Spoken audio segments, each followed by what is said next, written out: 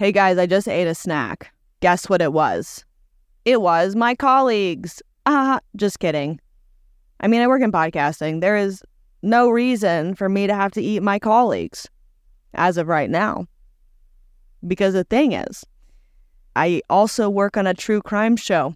And sometimes I'm like, are we going to run out of murders? Are we going to have to make our own? Will I need to cannibalize my fellow producers to make exciting content for the hordes of true crime fans in order to get on the Apple podcast charts? It's a competitive market. You got to hustle. You got to grind those bones, like my colleagues' bones. Guys, I'm just kidding. Don't cancel me. Not this early in the season. But I'm only mentioning this because there are some professions throughout history where you might find yourself in a situation where you have to eat a colleague or two. It might happen.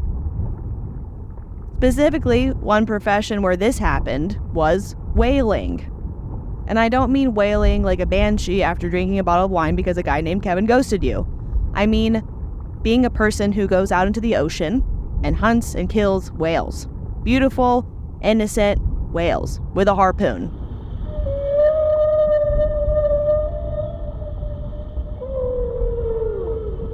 That's whale for please, no! Not my brother!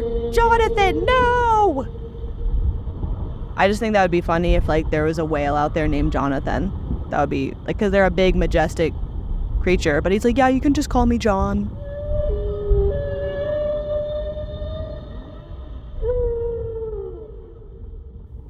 But I do feel like being a whaler, I think it's probably a pretty stressful job. A lot more stressful than making a whittle podcast. Because not only do you have to catch a big old whale, you also have to be on a boat with 20 of the same people for months and months and months, and the Wi-Fi is terrible. Especially because it is the early 19th century.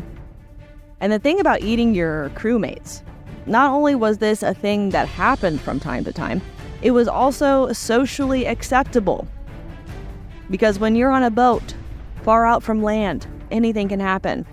You might get lost in the middle of the ocean. You might run out of food. You might get attacked by a big-ass whale who's tired of whalers. And your only hope at survival is eating your fellow sailor. Eating some seamen, if you will. So yes, we have finally reached an episode about cannibalism. Cannibalism that was deemed necessary because a whale fucked up a boat. Theme music.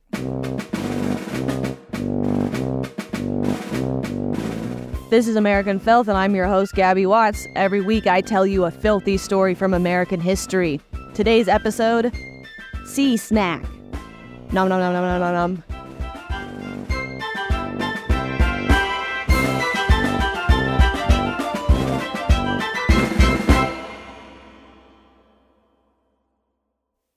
Probably some of you smarty pants had already guessed this, but this episode is about the ship, the Essex. You might know that accounts from its last voyage provided some spicy inspiration for Herman Melville's Moby-Dick. But I went to a public high school, guys. I didn't read Moby-Dick. Call me Ishmael? Why? My name's Gabby. Anyway, let's get into the content before I spiral. The Essex was built in Amesbury, Massachusetts. It was a 3-masted ship built from white oak.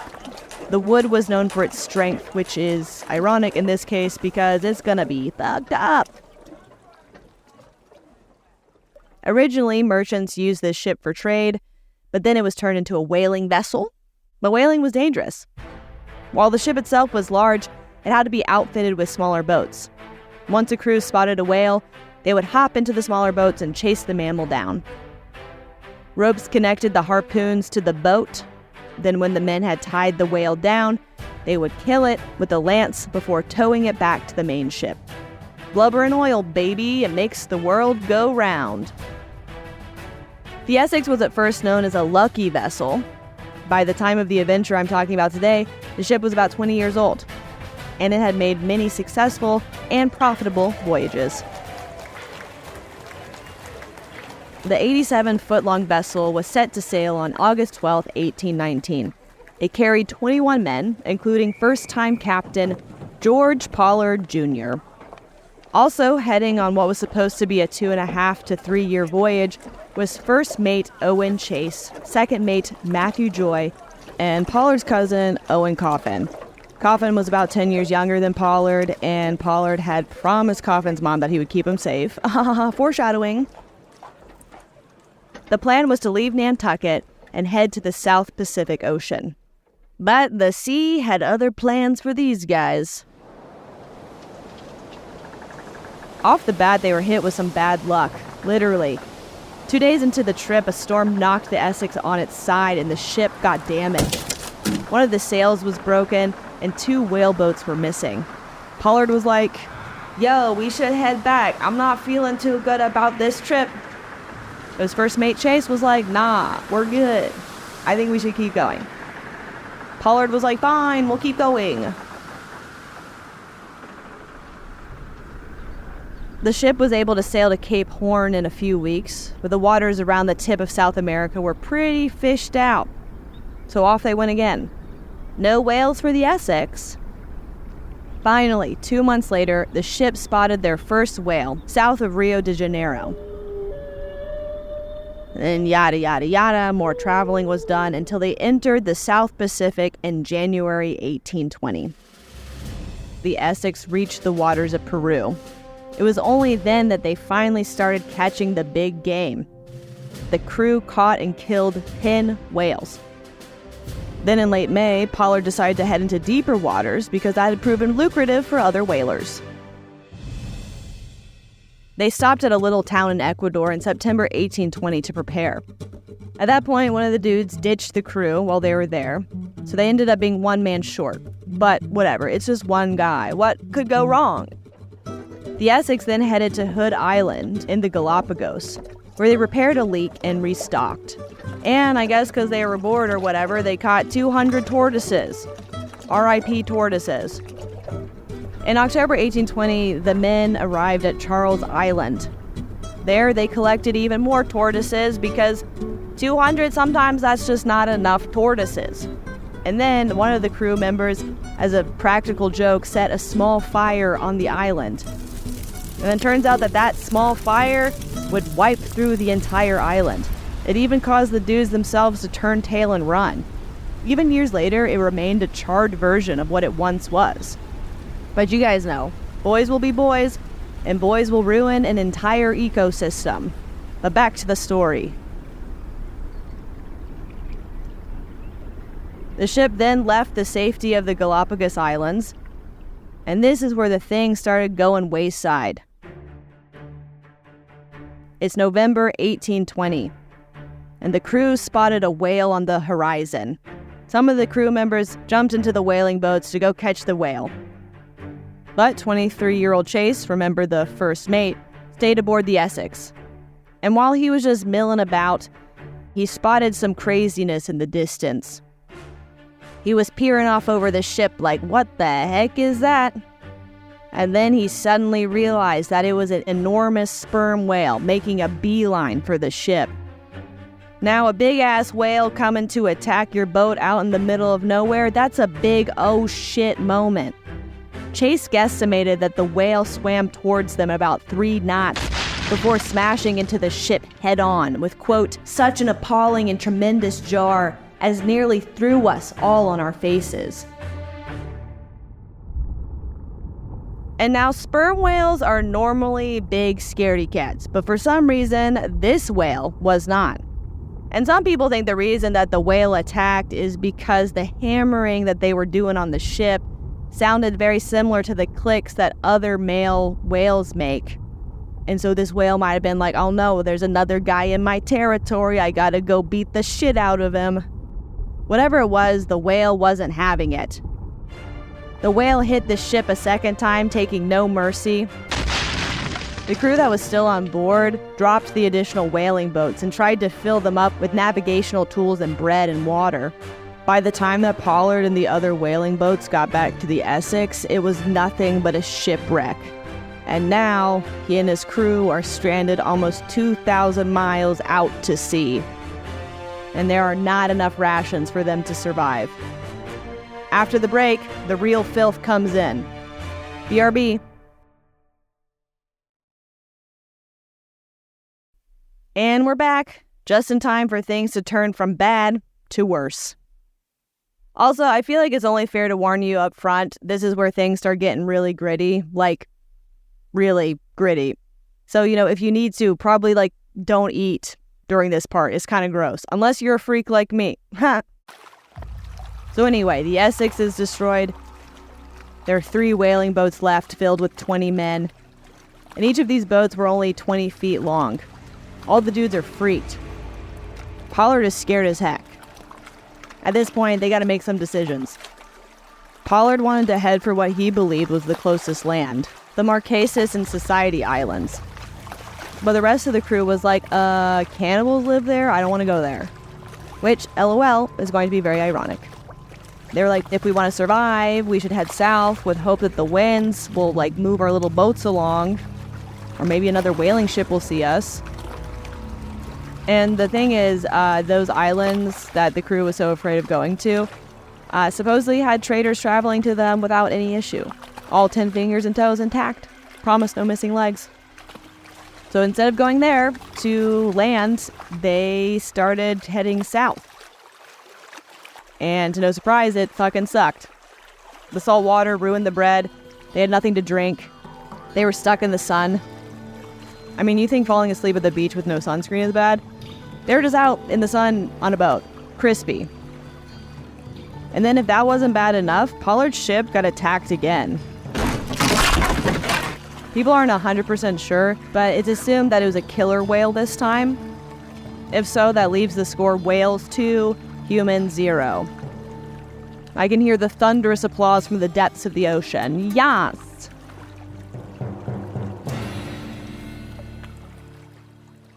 They eventually belly flopped onto land 2 weeks later at Henderson Island. Other than some fresh water, there was no food. They were there for a week. 3 men chose to stay behind to test their luck on the island, but the rest of them decided to hit the high seas again, which is going to be a massive mistake. It's mid-December and the remaining crew have been at sea for weeks. And then when it gets to January, the lack of rations takes its toll. The first person to die, ironically, is one of the men who voted against sailing to the closest islands for the fear of cannibals. It's January 10th, 1828. Second mate Matthew Joy meets his untimely demise. He's given a true sailor's burial, and his body is tossed to the sea. Obed Hendricks takes command of the small whaling boat. The next day, a storm separated first mate Chase's boat from Hendricks and Pollard. Chase's boat started out having the worst luck. On January 20th, the first of Chase's small crew dies. It was a normal death, nothing weird to see there, just a normal starvation, dehydration, exhaustion death. But then 3 weeks later, Isaac Cole dies. And he did not go easy into that dark night, no. He went batshit crazy. At that point though, who could blame the guy? None of these men had had a substantial meal or water for weeks, and had been staring at the same endless blue for months. But back to Cole, and whatever was still functioning in that head of his, he stands up, asks for a dinner napkin, and then falls into convulsions. By the next morning, he's as dead as a doornail. Why are doornails dead? I don't know. At this point, Chase asked the rest of his crew. He was like, so do you guys want to eat this body or what? And not a single person objected. He actually wrote about this in his book, Shipwreck of the Whale Ship Essex. And in that book, he described the cannibalism. He said the men, quote, separated limbs from his body and cut all the flesh from the bones. After which, we opened the body, took out the heart, and then closed it again, sewed it up as decently as we could, and committed it to the sea. Then, just to be civilized, they used a flat stone upon which they roasted the man's organs. Talk about a full spread. It was time to feast. Chase also wrote about how they cut the dead man into thin strips. Some of those strips were hung on the boat to dry in the sun so they could have food for later. Just a little sailor jerky. After this cannibalism, this left 3 remaining men on Chase's boat. As for Hendrick's crew, his men fell like dominoes. From January 20th to the 27th, 3 of Hendrick's men died, and all 3 of them were eaten. Their names were Lawson Thomas, Charles Shorter, and Isaac Shepard. And since Hendrick's and Pollard's boats were so close together, the human hamburger helper was shared all around. And this is also when things are getting even more fucked up. Because Lawson, Charles, and Isaac, all of them were black. And then on Pollard's boat, another black man died. His name was Samuel Reed. He died on January 28th. He was also eaten. And now historians aren't sure if this was all a coincidence, the fact that all the black crew members died. But I think we can speculate that, based on the rest of the history of the United States of America, it maybe was not.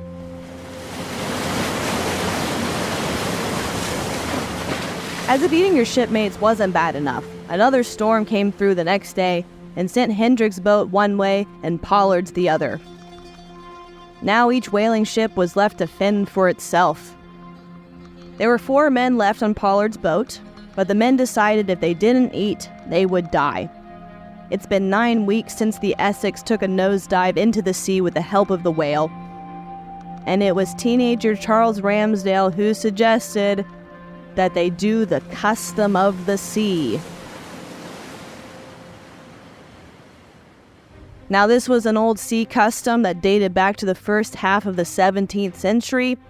It's the idea that if sailors found themselves stranded in remote waters with no food or water, the public would be sympathetic to cannibalism as a way to survive. Basically, if a shipwrecked sailor acknowledged that they had eaten human flesh to survive, everyone would be like, that's fine. Sailors would draw straws to see who was going to be the next pig on a stick. But of course, like with most things, that's not really how it went. It was the survival of the fittest, with the strong preying on the weak. If it was passengers versus sailors, passengers got eaten first, boys were eaten before men, and of course, if you were black, you were eaten before your white counterparts. Also, everything else had to be consumed before resorting to eating each other. Like everything. Shoes, candles, leather goods, blankets. What doesn't hit that spot like a good cotton blanket? Yum, yum. The dead also had to be eaten first, if they hadn't already been dropped as fish food. So with the drawing straw system, though, the person who would draw the shortest straw was the person who got eaten, and then whoever drew the second shortest straw would be the one who has to kill the guy with the shortest straw. All very straightforward, those are the rules. So back to Pollard's small crew. There are 4 of them left, and Ramsdale says, "Yo, dudes, we need to draw the straws." Everyone agrees. And then in a wild twist of fate, Owen Coffin, Pollard's younger cousin, draws the short straw, and Ramsdale, who was Coffin's friend, draws the second shortest. Pollard is upset. Coffin is family, and remember, he had promised Coffin's mother that he'd get the kid back in one piece. And now he's like, I gotta eat him. Fuck. Pollard offered to take Coffin's place, but Coffin refused. He was like, nah, man, I got the short straw. This is how it goes. I just hope you get to eat all the juicy bits. Ramsdale was also not happy about this. He didn't want to shoot his friend. Again, this was also weird because they had a 4th guy on the boat who evidently had no problem with any of this. I mean, they could have probably just ganged up on him and eaten him. But I don't know. They're like, we gotta believe in the straws, I guess. It took a long time for Ramsdale to pull the trigger. In fact, Coffin kind of had to encourage him to do it. And so they killed him, and they ate him. Cousin jerky.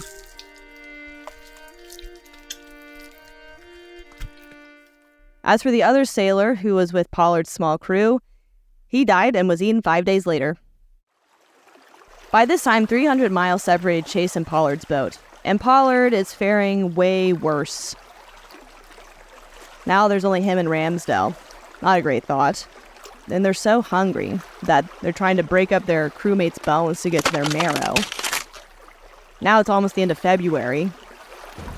They're floating out in the middle of the ocean when suddenly an American ship comes into view.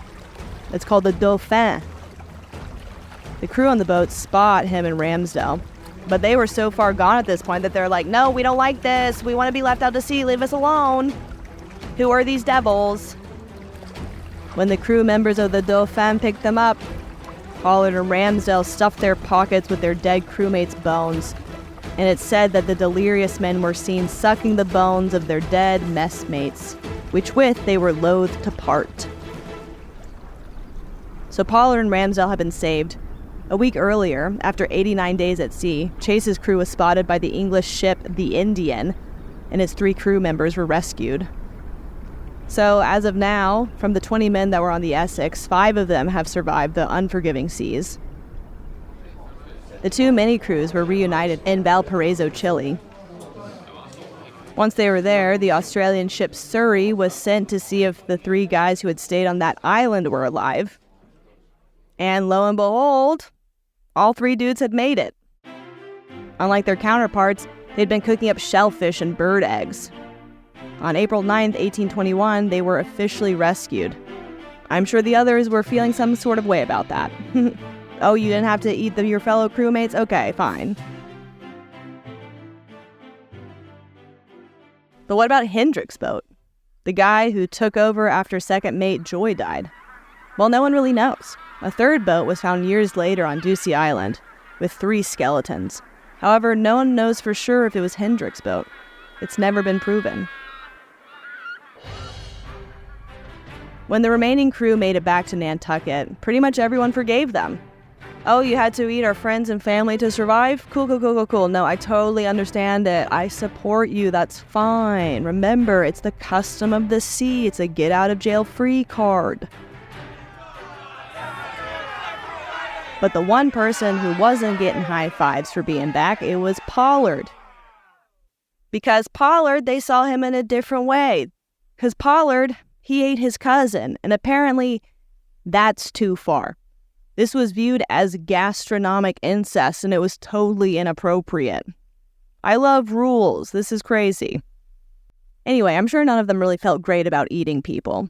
But after they got back, Chase, he actually became a writer. He wrote the narrative of the most extraordinary and distressing shipwreck of the whale ship Essex. And the thing is, Chase, he actually went on to keep killing whales in the Pacific. Dude was also a ladies' man. He got married 4 times. And his second wife was actually the widow of Matthew Joy. Remember, Joy was Chase's second mate on the Essex and the first dude to kick the can. Chase retired in 1840 before dying in 1869. And the thing is, before his death, he went completely insane and began hoarding food in his attic. And here's what happened to the other guys. Captain Thomas Nickerson, who survived, he kept working as a mate on whaling boats until he and his wife went back to Nantucket during the 1870s. And like Chase, he also wrote about what happened, but he lost the notebook. But the account was actually found and then published in 1984. Then there's Captain Charles Ramsdell, who also kept sailing on whaling ships. Then there's Captain Benjamin Loris. He continued whaling as well, along with some other side hustles. The thing is, it's crazy that these guys kept whaling. I feel like after I ate someone, I'd probably not want to be at sea ever again. But Pollard, he also was a captain again on another ship, this one called the Two Brothers. And Nickerson and Ramsdell, they chose to once again board under Pollard's command. But after being in the ocean for 15 months, the Two Brothers hit a coral reef during a storm. And again, the whole crew was stuck on small boats in the middle of the ocean. But luckily, they were rescued the next day.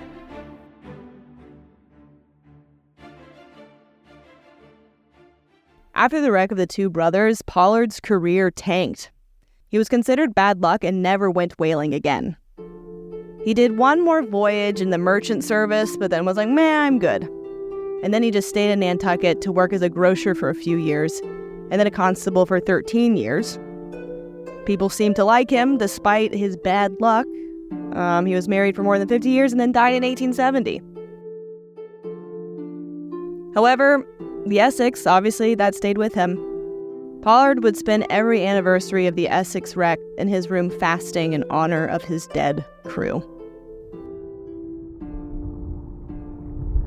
As always, we learn a lesson from American Filth, and that lesson is... Did you guys get that? It says, "Give me back my brother Jonathan."